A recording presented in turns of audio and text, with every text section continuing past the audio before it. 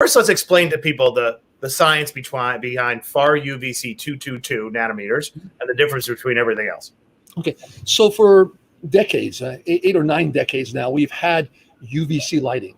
UVC lighting has been known to be able of deactivating or inactivating pathogens, viruses, bacteria, by essentially deactivating and distorting the bonds that hold them together, thymine bonds within their DNA, RNA structures. What's new today is we have this new type of UVC. It's called far UVC. It's 222 nanometers, as you said.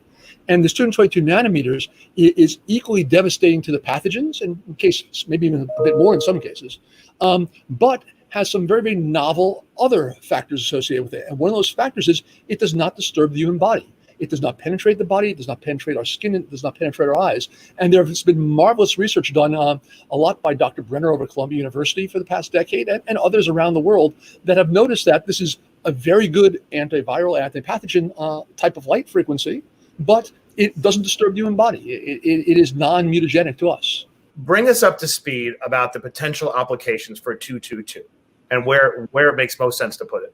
So the confluence of events, as well as the way this particular pathogen we're looking at today, this COVID pathogen, is spreading, and the way it does spread, and the way it is aerosolized, and we're worried about what's happening in the air, leads us to the point where we have to figure out ways we could treat the air and treat the surface in a space we intend to occupy in real time. And that's really what the high point is of this type of technology. This is really where we're pushing it, because we can occupy a space and at the same time utilize 222 nanometer light to clean it for us. We can clean our surfaces, we can clean our air, we can reduce that pathogen load in the space as we use it, and sort of approach what new normal is going to be. So how long does it take to basically clean air, clean surfaces? I know that's a product of distance and light, but to the extent to which you could simplify, how long does it take? It's a product of distance, light, and time.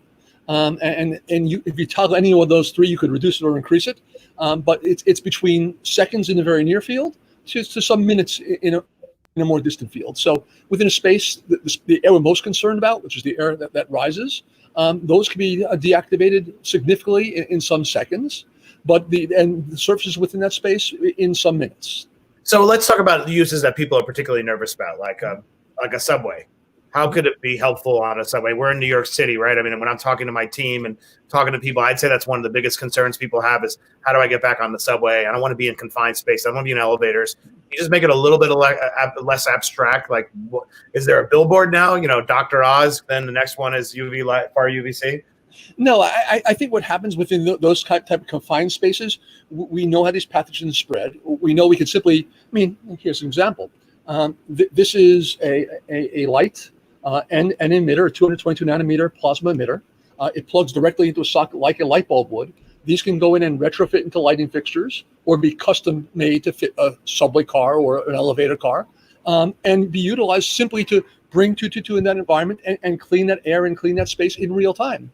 So that if we have to enter a car, if we have to enter a subway car or an elevator car, we know it's being cleaned in real time and it's reducing that pathogen load within that space simultaneous to using it. So it's hitting the surfaces, it's hitting the air. And now more people come in and out. Obviously, new viral load comes in, and it's doing the same thing, over and over again. Right? And that's why it's so important, right? So the other technologies that are out there today tell us, go treat everything once, go wipe everything down very well, go turn on a blaster and clean it. But then as soon as we start utilizing that space again, that space gets dirty. What's so great about 222 nanometers is it allows us to take this same technology, use it in a human-friendly way so that we can inhabit an environment in real time and have it constantly being cleaned.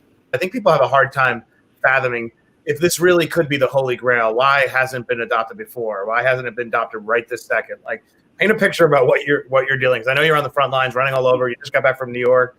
Now you're back in Florida. You'll be flying somewhere tomorrow. Just give us a sense, because that, I think, is the number one skepticism. If it's so great, why aren't we doing it? It's a reasonably new technology. It's been around for a little over a decade and a half.